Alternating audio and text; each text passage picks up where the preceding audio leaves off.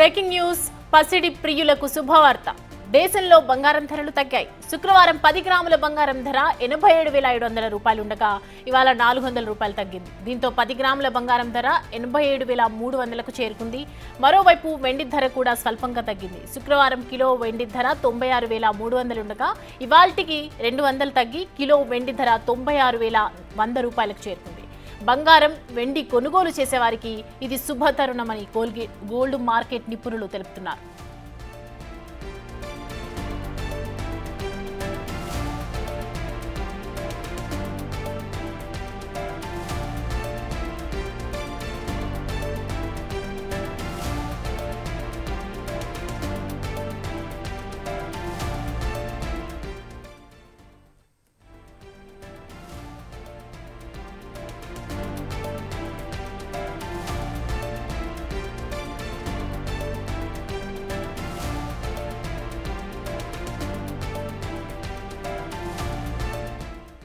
So బంగారం కొనే వాళ్లకు శుభవార్త చెప్తూ ఉన్నారు. మహిళలకు అందరికీ కూడా ఇది నిజంగా గుడ్ న్యూస్ అని చెప్పొచ్చు. బంగారంలో తగ్గు మార్పులు అయితే కనిపిస్తూ ఉన్నాయి. సో దీనికి సంబంధించి మనతో మాట్లాడడానికి బిజినెస్ అనలిస్ట్ ప్రతాప్ గారు లైన్లో సిద్ధంగా ఉన్నారు. ప్రతాప్ గారు గుడ్ మార్నింగ్ అండి. నమస్తే. నమస్తే అండి, వెరీ గుడ్ మార్నింగ్. చూస్తున్నాము ఎంతో మంది బంగారం కొనాలంటే భయపడిపోతున్నటువంటి రోజుల నుంచి ఇవాళ 2 నెలలుగా పెరుగుతూ ఉన్నాయి. ప్రజెంట్ ఇప్పుడైతే కొంచెం కొంచెం తగ్గుముఖం పడుతున్నాయి కదా, మరి బంగారం కొనుగోలు చేయాలనుకునే వారికి మీరు ఇచ్చే అడ్వైజ్ ఏంటి? అందరిలాగానే నేను చెప్తాను అండి, తగ్గినప్పుడు కొనుక్కోవడం అంత కరెక్ట్ ఏదీ లేదు. సో ఇప్పుడు తగ్గింది కాబట్టి కొనుక్కోవడం తర్వాత ఉత్తమం. సార్, అంటే బంగారం ఊహించిన విధంగా మనం ఈ స్థాయికి చేరుకోవడానికి అసలు మెయిన్ రీజన్స్ ఏంటి ప్రతాప్ గారు? బంగారం పెరగడానికి మెయిన్ గా డాలర్ ఒక ముఖ్య కారణం అండి. డాలర్ రేటు ట్రంప్ వచ్చిన తర్వాత విపరీతంగా పెరిగింది. ఇప్పుడు ఆల్మోస్ట్ 87 రూపీస్ 40 పైస్ దగ్గర ట్రేడ్ అవుతుంది డాలర్. సో డాలర్ అంతగా పెరగడంతో ఏంటంటే మీరు గోల్డ్ ఇంపోర్ట్ చేసుకోవాలి అంటే మీరు అంతకంతా ఖర్చు పెట్టి తెచ్చుకోవాల్సిన పరిస్థితి అవుతుంది. సో ఇది ఒక ముఖ్యమైన కారణం కింద మనం చెప్పుకోవచ్చు. రెండోది వచ్చేసి కొంచెం ప్రాఫిట్ బుకింగ్ కూడా బాగా చేస్తున్నారు. అందరూ కూడా స్పెక్యులేషన్ లో ఉన్నారు, ఇంకా పెరుగుతుంది అని. సో దాంతో ఏంటంటే అనుకోకుండా దానికి డిమాండ్ ఒకటి బాగా పెరిగింది. సో ఈ 2 ముఖ్యమైన కారణాల కింద మనం చెప్పుకోవచ్చు. అంటే బేసిక్గా మనము పెరగడం మాత్రమే ఎక్కువ మట్టుకు చూస్తూ ఉంటాం. బంగారం పెరుగుతుంది రోజు ఇంత 100 రూపాయలు పెరిగింది, 90 రూపాయలు పెరిగింది అని మాత్రమే వింటూ ఉంటాం కదా. అంటే సడన్గా ఇంత మొత్తం తగ్గిపోయేసరికి అందరూ నిజంగా ఊహించని షాక్లోనే ఉన్నారు. నిజంగా చెప్పాలంటే ఇప్పుడు ఇమీడియట్గా వెళ్ళి కొనడానికి మాత్రం అందరూ ఆసక్తి చూపిస్తారని చెప్పొచ్చు. సో దీనికి మెయిన్ రీజన్ ఏంటి, కారణాలు ఏమై ఉంటాయంటారు ఇలా హెచ్చు తగ్గులు ఉండడానికి? అంటే ఇది కొంతవరకు ఎక్స్పెక్ట్ చేసిందేనండి. ఎందుకంటే మీరు అన్నట్లుగా పెరగడం అనేది చాలా తొందరగా పెరిగిపోయింది.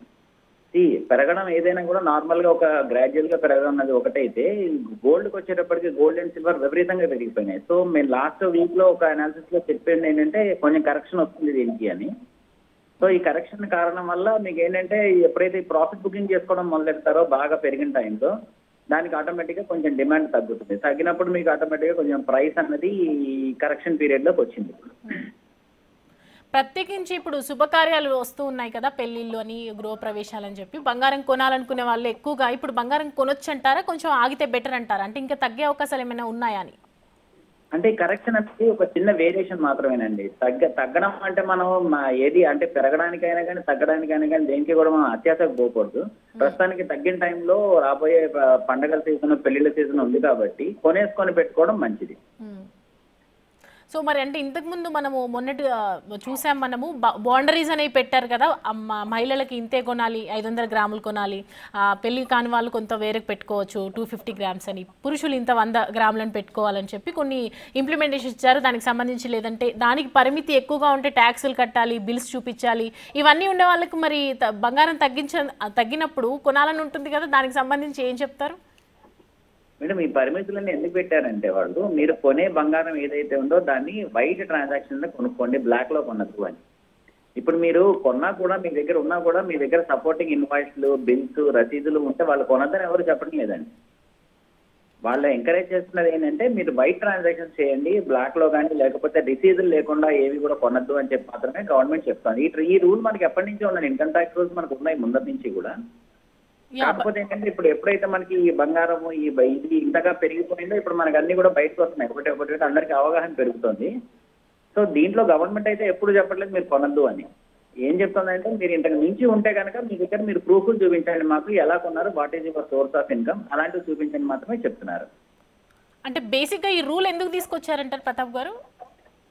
మీకు అంటే జనరల్ గా మీకు గోల్డ్ ట్రేడింగ్ పాత రోజుల్లో మనం చరిత్ర చూస్తే కనుక వైట్ గా కొనేది చాలా తక్కువ ఉంటుంది. అంటే బిల్లులు ఇవ్వడాలు అవి అంటే ఈ మధ్య కాలంలో మనకి పెరిగాయంటే పూర్వం రోజుల్లో ఇంత లేదు. మనకి తెలిసిన ఏదో షాప్ దగ్గరికి వెళ్ళడం, మనం కొనుక్కోవడం అలాంటివి ఎక్కువగా ఉండేవి. సో ప్రస్తుతానికి అంటే మొత్తం మనం ఎకానమీ మొత్తం డిజిటలైజ్ చేస్తున్నాం కాబట్టి ఈ ట్రాన్సాక్షన్ కూడా డిజిటలైజ్ చేసే ఉద్దేశంతో దీని మీద కొంచెం ఇన్సిస్టెన్స్ పెరిగింది ఇప్పుడు. అంటే ఈ క్యారెట్లో కొనొచ్చు, ఈ క్యారెట్లో తీసుకుంటే మంచిది. ఇప్పుడు బంగారం రేటు తగ్గింది కాబట్టి మీరు ఒక అనలిస్ట్గా, బిజినెస్ అనలిస్ట్గా బంగారం సంబంధించి ఏ క్యారెట్లో కొంటే మంచిది అని చెప్తారు? బంగారం ఏ క్యారెట్ లో కొనాలి అన్నది మీ అవసరాన్ని బట్టి ఉంటుందండి. సపోజ్ మీరు జ్యువెలరీ చేయించుకోవాలనుకోండి, మీకు 22 క్యారెట్ గోల్డే కొనుక్కుంటారు మీరు. ఎందుకంటే 24 క్యారెట్ గోల్డ్ తోటి బంగారం తోటి జ్యువెలరీ చేయలేరు. దాన్ని కొంచెం మళ్ళీ క్యాడ్మియం అలాంటివన్నీ కలిపి జ్యువెలరీ చేయగలరు. సో మీరు బంగారాన్ని మీరు ఒక నాణ్యం కిందో లేకపోతే కాయిన్ కిందో బార్ కిందో కొంటే మీరు 24 క్యారెట్ గోల్డ్ కొనుక్కొని దాన్ని ఉంచుకొని మీకు ఎప్పుడు అవసరమైతే అప్పుడు దాన్ని మార్చుకోవచ్చు జ్యువెలరీ కిందకి.